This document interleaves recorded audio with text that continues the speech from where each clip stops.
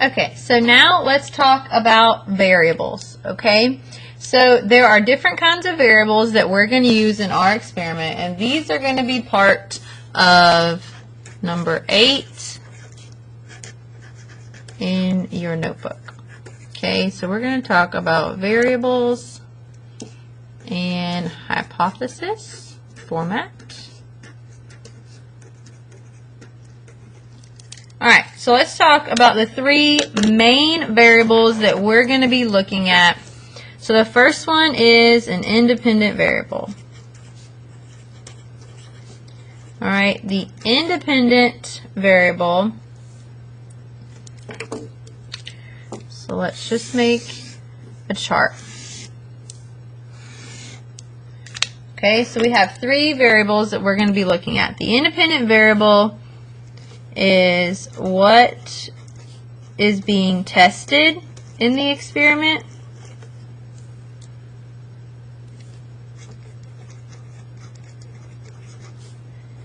All right. It is the thing that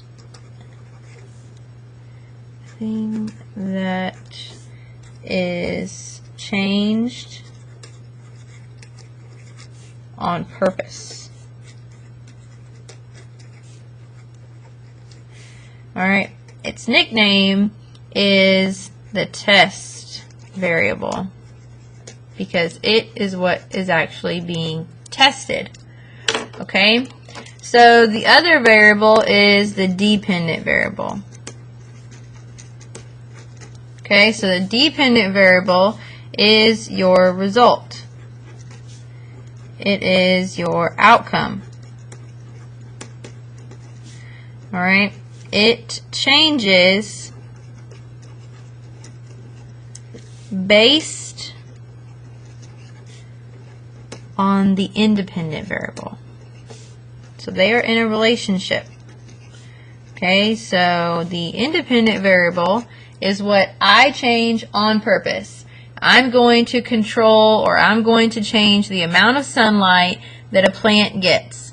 So the amount of sunlight is what I am changing. Now what am I going to measure? What result? I also like to think of this as what I'm measuring at the end to see if anything happened. Okay, so changes based on the independent variable. Alright, and then the last one, super important. Okay, this one is the control. Control variables remain constant.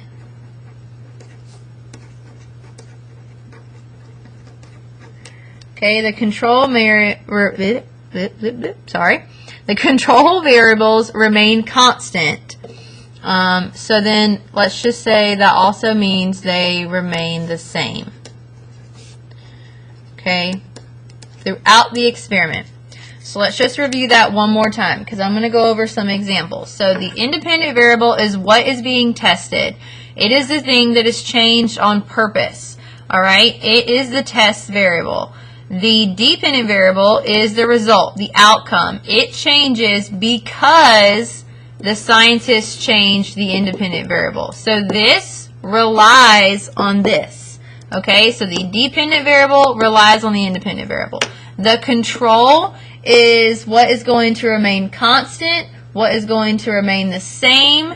Alright, and so a lot of times in the wording, it's the thing that just gets normal conditions. Okay, no special treatment, as I like to say. That's how you can kind of pinpoint it out. Alright, so let's look at an example. Okay, so what I have here is I have some examples of some experiments. Okay, so let's say that this was my homework and I would need to identify the variables. So I'm going to first read about the experiment. Okay, it says, a study was done to find if different tire treads affect the braking distance of a car. Alright, so what is the independent variable? What is going to be different for this experiment? What is going to be changed? All right, my tire treads. So I'm going to change tire treads to test. What am I testing?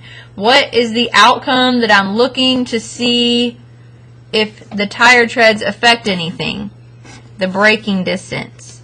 Okay, so the braking distance is my dependent variable. And what is my constant? It's going to be the car. The car is going to remain the same. I'm not going to have an SUV and a van and a dip. So I'm going to have three variables. I'm going to use the same car.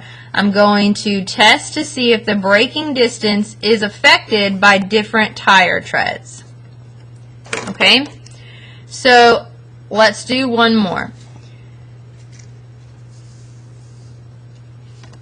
Alright, the time it takes to run a mile depends on the person's running speed. Alright, so what am I going to control? Okay, now this one is kind of tricky because it's really hard for you to tell someone, hey, I want you to run 10 miles per hour. But they can have a certain pace. So the independent variable is going to be the speed. Okay, the running speed. That is what I'm going to control because I want to see if the speed affects what? The speed is going to affect the time. Okay? And then the distance is the mile. So they're all